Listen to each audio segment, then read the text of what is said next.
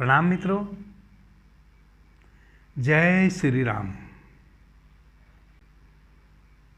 प्यारे मित्रों, पीछे मैंने नाभिकंद ध्यान विधि पे बात की थी, एक सूत्र बताया था।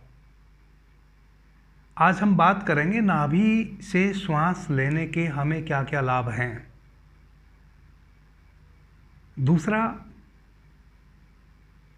हमारा जो स्वर विज्ञान है, स्वर विज्ञान को और थोड़ा सा सूक्ष्मता से लेंगे। हमारे जीवन में आध्यात्मिक, शारीरिक और क्या क्या लाभ हमारे स्वर विज्ञान के माध्यम से लिए जा सकते हैं, उस पे भी हम आज थोड़ी सी चर्चा करेंगे। कई मित्र कहते हैं कि नाभि तो श्वास लेती नहीं है। मैं भी कहता हूँ नाभि श्वास नहीं लेती है, लेकिन हमारा जो यह शरीर है, इसका प्रत्येक अंग अंग वायु से संचालित है। मित्रों, हमारा जो शरीर का एक एक ऑर्गन है वह वायु से संचालित है। पूरे शरीर में वायु व्याप्त है। जब तक वायु का अनुपात आपके भीतर नहीं गड़बड़ाएगा, असंतुलित नहीं होगा, तब तक आपके हार्ट में प्रॉब्लम नहीं हो सकती, किडनी में प्रॉब्लम नहीं हो सकती, लीवर में प्रॉब्लम नहीं हो सकती। आपका जो पाचन संस्थान है, जिसमें लीवर का अपना मूल्य है, आपके पलीहा का अपना मूल्य है, इन सभी जो हमारे शरीर के अंग हैं, किसी में कभी भी कोई विकृति नहीं हो सकती जब तक हमारी वायु का अनुपात ना गड़बड़ हो। इसलिए जिन मित्र को ऐसी शंका है कि नाभि श्वास नहीं लेती है, वह इस शंका को हटा दें। क्योंकि हमारा पूरा शरीर ही वायु से संचालित है, हमारी नाभि भी वायु से संचालित है। मैंने पीछे कितनी बार चर्चा की है, जब हम माँ के गर्भ से पहली बार अलग होते हैं, हमारा जन्म होता है और हमारी नाल काट दी जाती है, उस समय जब हम श्वास लेते हैं, पहली बार श्वास नाभि से ही लेते हैं। नाभि से श्वास लेने का मतलब मित्रों यह है, नाभि हमारे शरीर का केंद्र है। क्योंकि हम माँ के गर्भ में नाभि के माध्यम से ही पोषित हो रहे थे। हम श्वास ले रहे थे तो नाभि के माध्यम से, हम भोजन ले रहे थे तो नाभि के माध्यम से। यानी कि हमारे शरीर का माँ के गर्भ में जितना भी विकास हो रहा था, वो सब नाभि के माध्यम से हो रहा था। नाभि हमारे शरीर का एक अति महत्वपूर्ण अंग है, या कहें कि नाभि हमारी जीवनदायिनी है। जब मैं नाभि से श्वास लेने की बात करता हूँ, इसका मतलब मैं यह कहता हूँ कि जब हम श्वास लेते हैं, हम उस श्वास को भीतर नाभि तक पहुँचने दें, ताकि हमारी नाभि चारों तरफ से श्वास से भर जाए। नाभि अपने में श्वास को एब्जर्व करती है, ऐसा मैं नहीं कहता हूँ। पीछे मैंने यह भी स्पष्ट करने की कोशिश की है कि जो हम श्वास लेते हैं वह सिर्फ वायु नहीं है। श्वास के साथ हम प्राण तत्व लेते हैं। प्राण, ऋग्वेद में प्राण को ही ब्रह्म कहा है। और मित्रों, यह जो पूरा ब्रह्मांड है, इस ब्रह्मांड को आप इस भांति देखें जैसे कभी किन्हीं मित्रों ने समुद्र देखा हो। कोई और छोर नहीं है समुद्र का, या बड़ी नदी देखी हो, या बहुत बड़ा तालाब या झील देखी हो, जो पानी से ओतप्रोत है। चारों तरफ पानी ही लहलहा रहा है, पानी में तरंग उठ रही हैं, लहरें उठ रही हैं, पानी के अतिरिक्त कुछ भी नहीं है। वैसे ही इस पूरे ब्रह्म में वायु तैर रही है। यानी कि यह जो ब्रह्म है, यह प्राण के अतिरिक्त और कुछ भी नहीं है। जैसे समुद्र में जल ही जल है, वैसे इस पूरे आकाश में, इस स्पेस में वायु के अतिरिक्त और कुछ भी नहीं है। उसी वायु से प्रत्येक प्राणी सिंचित है। प्रत्येक प्राणी, प्रत्येक जीव जंतु, प्रत्येक वनस्पति, पौधा उस प्राण वायु से ही जीवित है। जितनी मात्रा में हम उस प्राण वायु को अपने भीतर ग्रहण कर लेंगे, ऑब्जर्व कर लेंगे, उतना ही हमारी शक्ति बढ़ती चली जाएगी। मित्रों, मैंने जितने भी विषय उठाए हैं, उनको मैंने पूरा विस्तार दिया है। और चूंकि ये इतने गुड रहस्य हैं कि एक छोटी सी चर्चा में 10, 20, 30, 50 मिनट की चर्चा में इस रहस्य को नहीं समझा जा सकता। आप ध्यान से सुनते जाएंगे, अभ्यास करते जाएंगे, आपके जीवन में आमूलचूल परिवर्तन होगा। प्राण तत्व तो हमारे सारे शरीर में ही विद्यमान होता है और हमारा पूरा शरीर का एक एक अंग वायु से ही संचालित है। मैंने पीछे चर्चा की 10 प्रकार की वायु हमारे शरीर में होती है। हमारा एक एक कर्त, हम छींकते हैं तो वायु के धक्के से, हम यूरिन पास करते हैं तो वायु के धक्के से, हम स्टूल पास करते हैं तो वायु के धक्के से, हमारा हार्ट पंपिंग कर रहा है तो वायु के धक्के से, हमारा पलीहा, किडनी, लीवर, सब कुछ, हमारी जो सूक्ष्म कोशिकाएं हैं उनमें जो सर्कुलेशन हो रहा है, यह जो जीव्या उठ रही है, मैं बोल रहा हूँ, सब वायु के धक्के से हो रहा है। हमारे पूरे शरीर के एक एक अंग में वायु व्याप्त है और वही वायु का अनुपात, जैसे कि मैंने पीछे कहा, बिगड़ जाता है। वायु की अधिकता हो जाती है या वायु की कमी हो जाती है, किसी भी प्रकार से वायु कुपित हो जाती है तो हमारे शरीर में अनेकों प्रकार की बीमारियों का आगमन होता है, जिसमें सबसे अधिक वात रोग, वात यानी कि वायु विकृत होने के पीछे के रोग, जैसे हार्ट प्रॉब्लम, किडनी प्रॉब्लम, सिर दर्द, घुटनों में प्रॉब्लम इत्यादि। नाभि से श्वास कैसे लें? जैसा कि मैंने नाभिकंद ध्यान में पीछे भी बताया है, एक ऐसा कपड़ा बिछा लें जिसमें वायु व्याप्त ना हो। सबसे अच्छा रहेगा कोई कंबल बिछा लें, लेट जाएं। धीरे धीरे धीरे धीरे गहरी श्वास लें, नाभि तक श्वास को जाने दें गहरे, और जिस स्पीड से, जिस गति से श्वास भीतर नाभि में भर रहे हैं उसी गति से श्वास को बाहर छोड़ें। अगर आप सही प्रकार से नाभि से श्वास ले रहे हैं तो कुछ लक्षण प्रतीत होंगे। वह लक्षण इस प्रकार हैं, आप जब भी पेशाब जाएंगे, मूत्र विसर्जन करेंगे, वह ठंडा होगा, गर्म नहीं होगा। आपको अगर कब्ज की बीमारी पहले से है, कॉन्स्टिपेशन रहता है, धीरे धीरे कॉन्स्टिपेशन में कमी आ जाएगी। आपका भोजन जल्दी डाइजेस्ट होगा। अगर आपको चक्कर आने की बीमारी है या आपका शरीर गर्म रहता है, खास आपका माथा गर्म रहता है या आपके पैर गर्म रहते हैं, तो वह एक विशेष प्रकार की शीतलता से भर जाएंगे। चक्कर आना बंद हो जाएगा, सर चकराना बंद हो जाएगा, सर का दर्द धीरे धीरे बंद हो जाएगा, भूख बढ़ जाएगी, भोजन जल्दी डाइजेस्ट होगा। वह जो अभी खाना खा लेते हैं और घंटों, कई घंटों, 5-7 घंटे तक लगता है कि पेट वैसा ही भरा हुआ है, वह समस्या समाप्त हो जाएगी।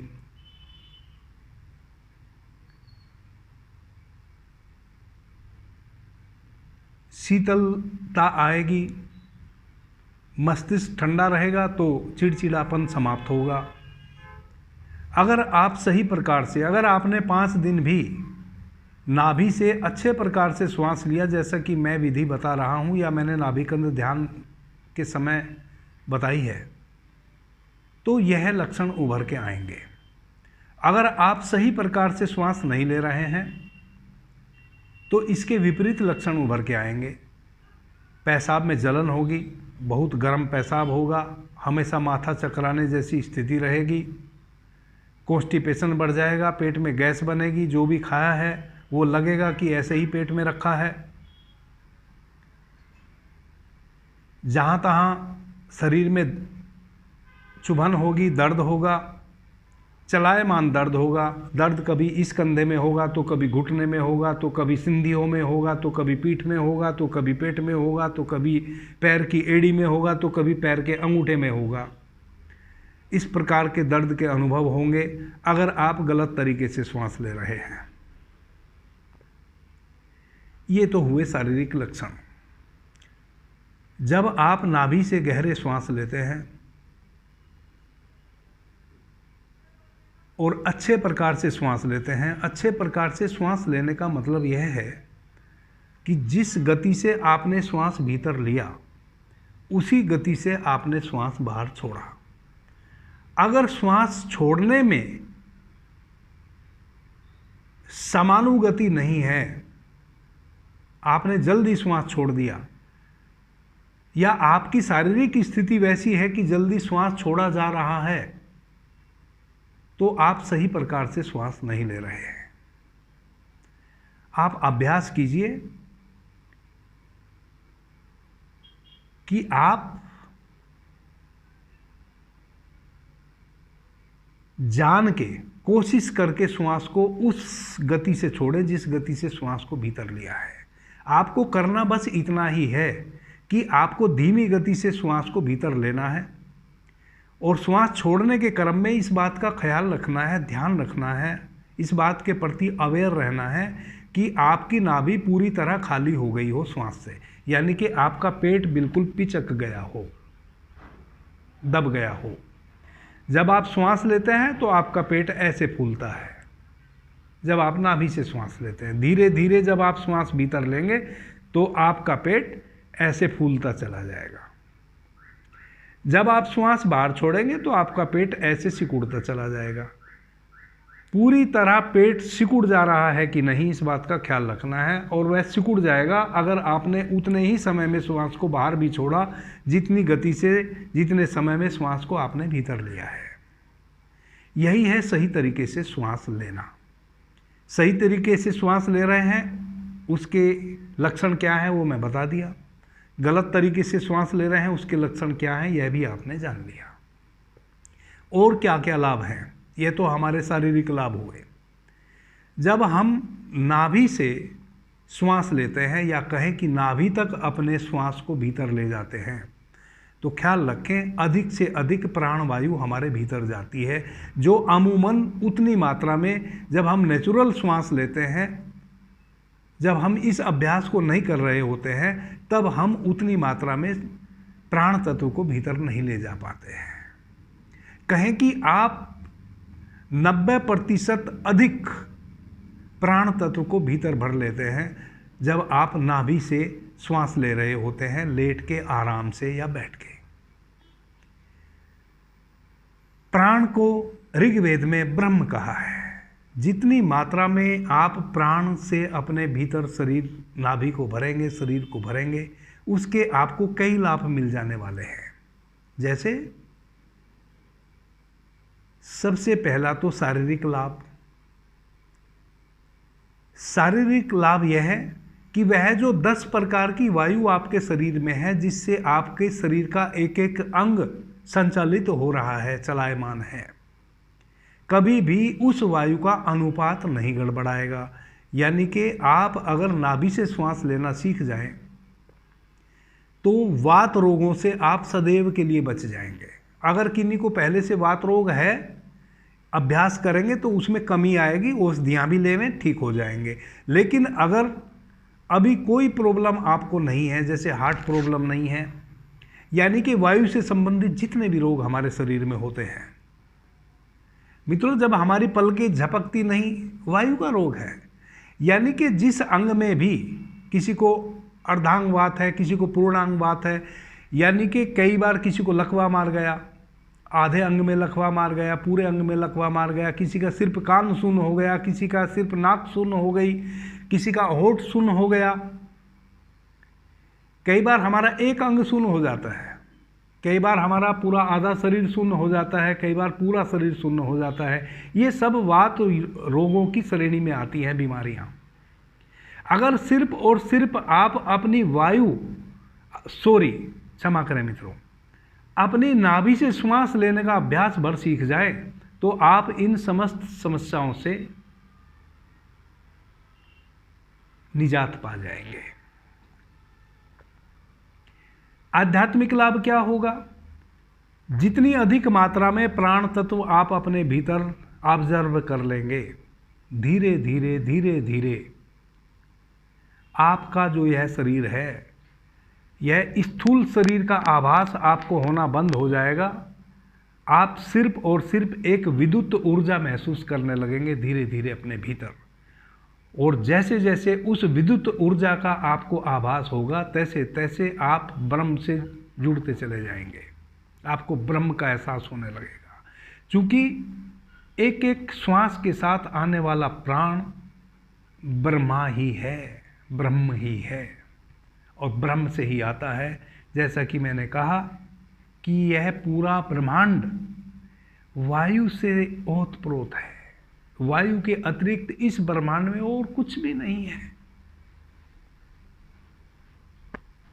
प्राण वायु से ओतप्रोत है पूरा ब्रह्मांड।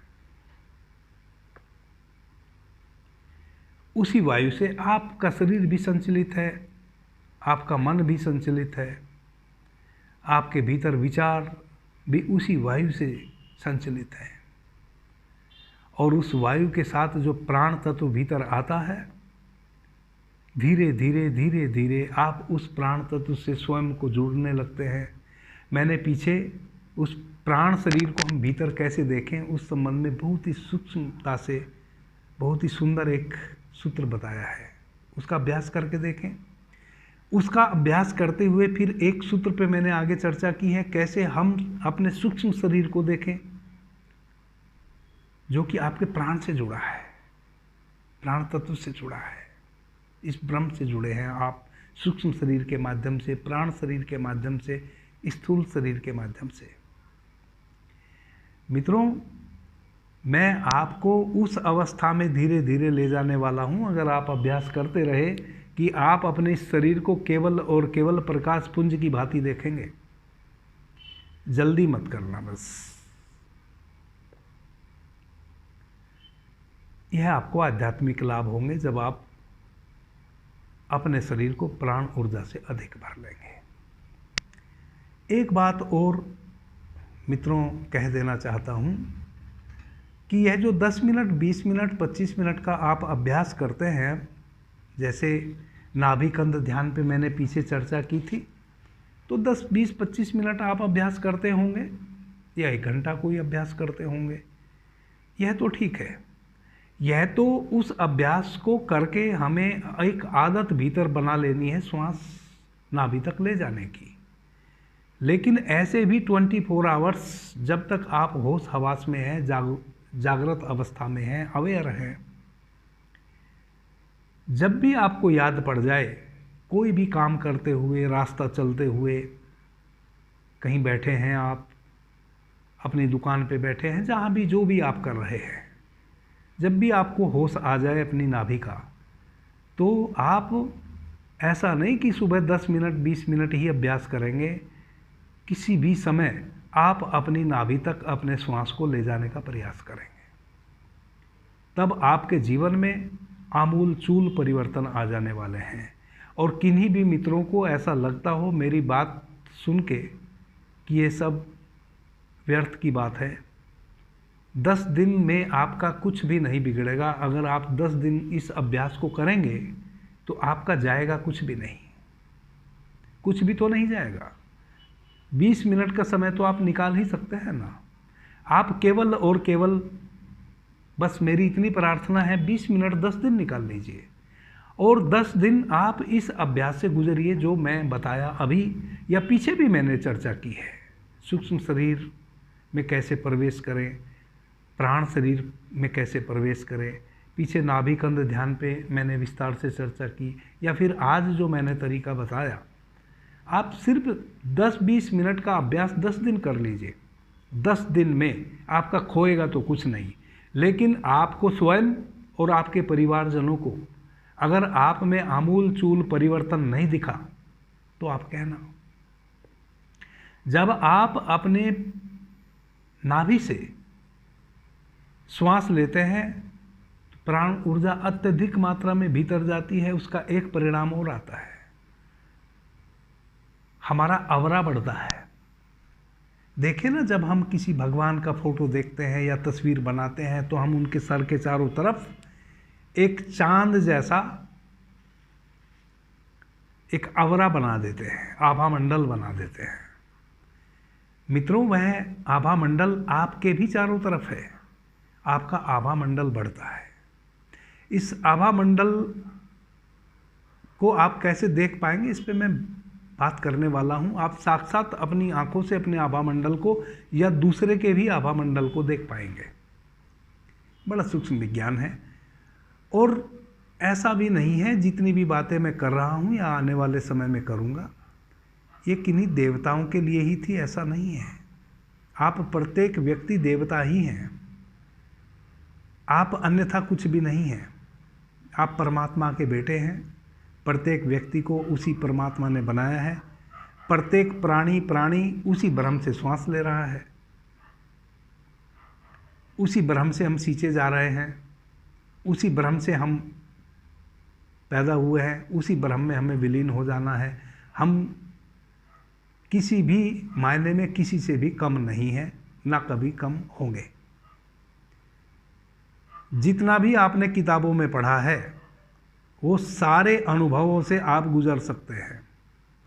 आप उन अनुभवों से स्वयं रूबरू होंगे, स्वयं उन अनुभवों के ज्ञाता होंगे। मैं धीरे धीरे सारे विषय आपके सामने ला देने वाला हूँ। जो मैं कह रहा हूँ सिर्फ 10 दिन उस पर अभ्यास करें। अगर आपको वैसे फल नहीं मिलते हैं, छोड़ दें, जाएगा तो कुछ है नहीं आपका। अगर नहीं कुछ प्राप्त हुआ तो खोया भी तो कुछ नहीं, खोएगा कुछ नहीं, इस बात की मैं जिम्मेदारी ले सकता हूं। पाएगा बहुत कुछ, वह आपकी त्वरा पे निर्भर करेगा।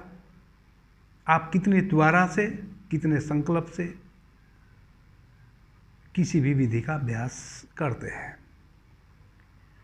अब कई मित्रों की समस्या है कैसे हम अपनी दाईं नासिका को चलाएं, या अगर हमारी दाईं नासिका चल रही है और हमें ज़रूरत बाईं नासिका को चलाने की है, उसको चलाएं। मित्रों, जब भी कोई नासिका, सबसे पहले तो कौन सी नासिका से श्वास चल रहा है इसको जानना बहुत ही इजी है। अपनी एक नासिका को आप दबा लें और जो खुली है उससे श्वास 2-3 श्वास भीतर लें और 2-3 श्वास बाहर छोड़ें।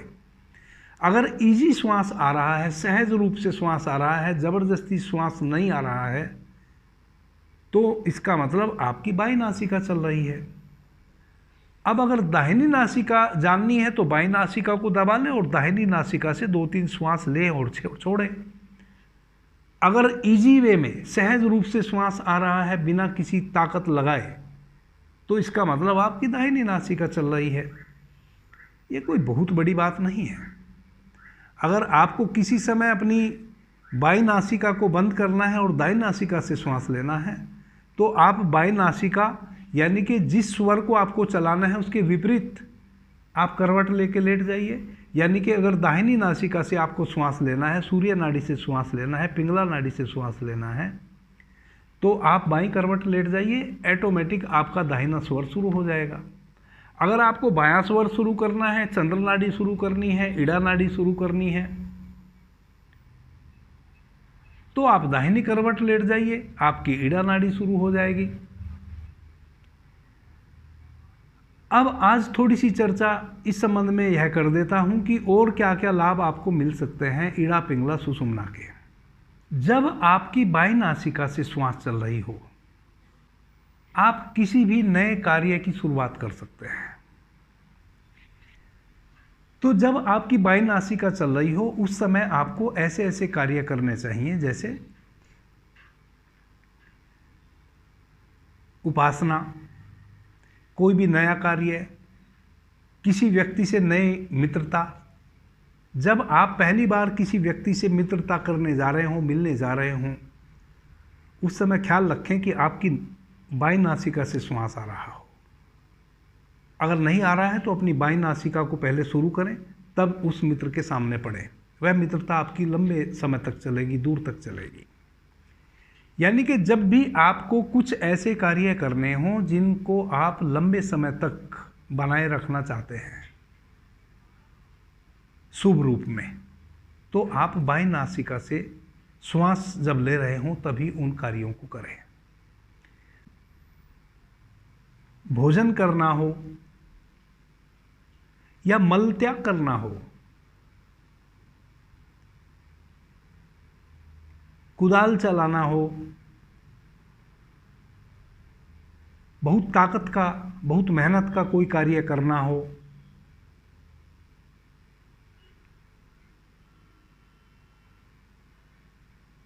जिसमें शक्ति का व्यय हो, वैसा कार्य करना हो, तो वैसे कार्य को आप तभी शुरू करें जब आपकी सूर्य नाड़ी यानी कि दाहिनी नासिका से श्वास चल रही हो।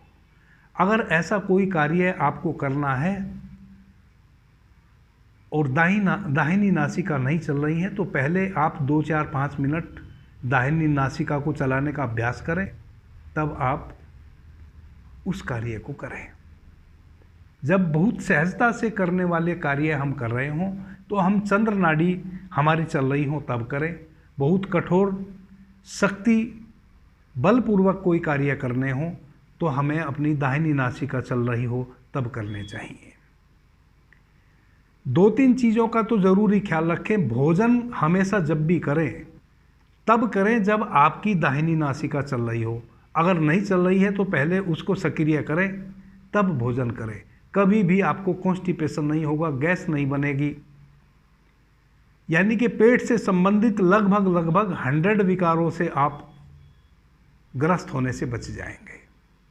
अगर आपको पानी पीना हो, शीतल पेय पदार्थ का उपयोग करना हो, तो हमेशा शीतल पेय पदार्थ का उपयोग तब करें जब आपकी बाई नासिका चल रही हो। बाई नासिका चल रही है, शरीर गर्म है भीतर से, और हमने शीतल पेय, ठंडा पानी, लस्सी, मट्ठा, कुछ भी ऐसा ग्रहण कर लिया, हमारी वायु विकृत हो जाएगी। कोई नहीं बचा सकता वायु विकृत होने से। वायु विकृत होगी तो आप अनेकों प्रकार के रोगों से ग्रस्त हो जाएंगे। मित्रों, कई बार हम अपनी नासमझी के कारण बड़ी बड़ी बीमारियों को जन्म दे लेते हैं स्वयं के भीतर। आपका हार्ट अटैक तक हो सकता है अगर आपकी दाहिनी नासिका चल रही है और आपने बहुत शीतल पेय पदार्थ ले लिया। तो जब भी आपको शीतल पेय पदार्थ ग्रहण करना हो उस समय आप देखें आपकी बाईं नासिका चल रही होनी चाहिए। अगर नहीं चल रही है तो उसको सुचारू रूप से पहले चलाइए, तब आप कोई भी शीतल पेय पदार्थ ग्रहण कीजिए। अगर आप भोजन कर रहे हैं तो आपकी दाहिनी नासिका चल रही होनी चाहिए। अगर नहीं चल रही है तो पहले दाहिनी नासिका चले उसका उपाय करिए, तब आप भोजन ग्रहण कीजिए। अगर आपको मल त्याग करना है, खास करके स्टूल, जब आप लैट्रिन जाते हैं तब इस बात का ख्याल रखें कि आपकी हमेशा दाहिनी नासिका से ही श्वास चल रही होनी चाहिए। अगर दाहिनी नासिका से आपकी श्वास चल रही है तभी आप मल त्याग जाइए, वरना तो बिल्कुल मत जाइए तब तक जब तक आपकी दाहिनी नासिका सक्रिय ना हो। अगर आप इन छोटी छोटी चीज़ों का पालन कर लेंगे तो आप कम से कम हल्की फुल्की नहीं, बहुत खतरनाक बीमारियां जो आप स्वयं से जन्म दे लेते हैं अपने भीतर, उनसे बच जाएंगे। मित्रों, हमारी जो ये भारत भूमि है, ऋषियों का बड़ा अनुदान है। यह सब हमारी इस भारत भूमि में ही संभव हो पाया है। कैसे हम इतने बड़े विज्ञान को धीरे धीरे खोते जा रहे हैं, आधुनिकता की दौड़ में पड़ गए हैं और अपने इन सूक्ष्म विज्ञान को खोते जा रहे हैं। अगर आप इस विज्ञान को ना समझें कि दाहिनी नासिका जब आपकी चल रही हो तब शीतल पेय पदार्थ ग्रहण नहीं करना है, क्या हमारा जो ऋग्वेद है उसके अतिरिक्त दुनिया का कोई ग्रंथ है जिसने यह बात आपको बताई हो? अगर है तो मुझे ज़रूर बताना कमेंट बॉक्स में जाके। दुनिया का कोई ग्रंथ नहीं है जिसने हमें यह बात बताई हो कि दाहिनी नासिका जब चल रही हो उस समय हमें शीतल पेय पदार्थ ग्रहण नहीं करना है। और शीतल पेय पदार्थ ग्रहण करने का नतीजा क्या होगा? हार्ट अटैक तक आ सकता है। आपका कोई ना कोई अंग जरूर निस्तेज हो जाएगा, क्योंकि आपका दाहिना स्वर चल रहा है, शरीर आपका गर्म है, सूर्य नाड़ी भीतर काम कर रही है। शरीर एक विशेष तापमान में है भीतर। उस विशेष तापमान की स्थिति में जैसे ही हम शीतल पेय पदार्थ ग्रहण करेंगे, हमें कोई नहीं बचा सकता बीमार होने से। और इस दुनिया का एक ऋग्वेद को छोड़ के किसी भी ग्रंथ में इस बात को उद्धृत नहीं किया गया है। खाली इतनी सी बात से हम हार्ट अटैक तक की प्रॉब्लम से बच सकते हैं, लेकिन हम इनको मिथ्या समझते हैं। अगर मैं कोई बात कह रहा हूं तो उसको करके देखो ना। पहले अपनी दाहिनी नासिका को आप सक्रिय कीजिए।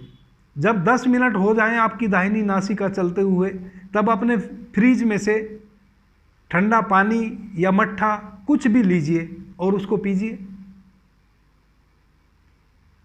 आधे घंटे में 1 घंटे में अपनी हालत देखिए, कहीं ना कहीं आपका शरीर वैसा नहीं रह जाएगा जैसा इस पेय पदार्थ को लेने से पहले था। आप खुद करके देख लीजिए। और वही फिर उल्टा कीजिए। आप पहले अपनी बाईं नासिका को सक्रिय कीजिए, उसके बाद अपने फ्रिज में से उतना ही शीतल पेय पदार्थ लीजिए और उसको ग्रहण कीजिए।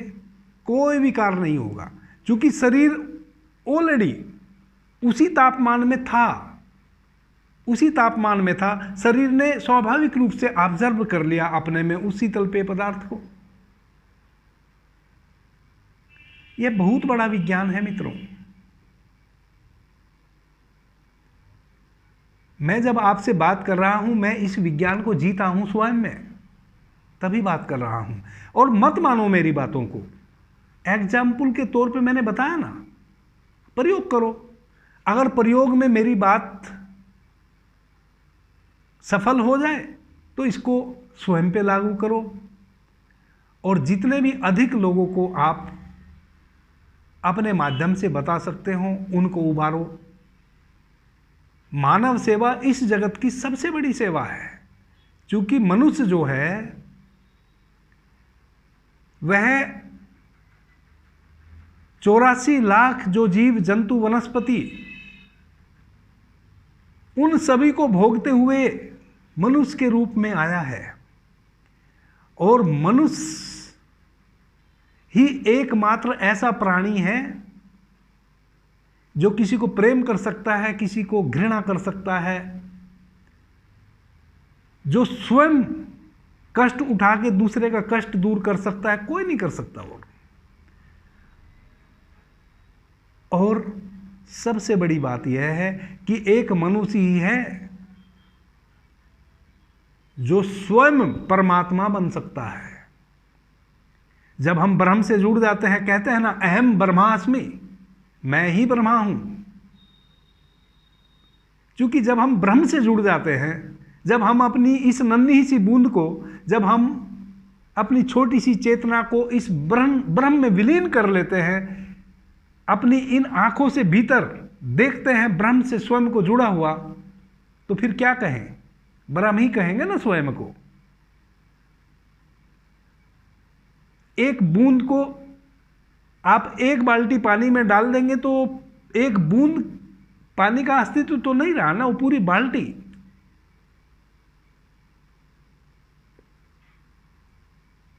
कबीरदास जी ने कहा ना, बूंद समानी समुद्र में सोकत हेरी जाई। अब तो कबीर नाम का जो व्यक्ति था वो खोजते खोजते समुद्र में डूब गया और समुद्र ही हो गया। अब कबीर कैसे कहे कि मैं कबीर हूं? अब तो वो यही कह सकता है मैं समुद्र हूं। हेरत हेरत हे सखी गया कबीर हिराई, और बूंद समानी समुद्र में सोकत हेरी जाई।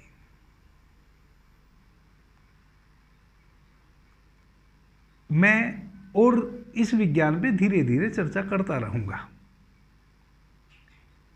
अभी के लिए इतना ही।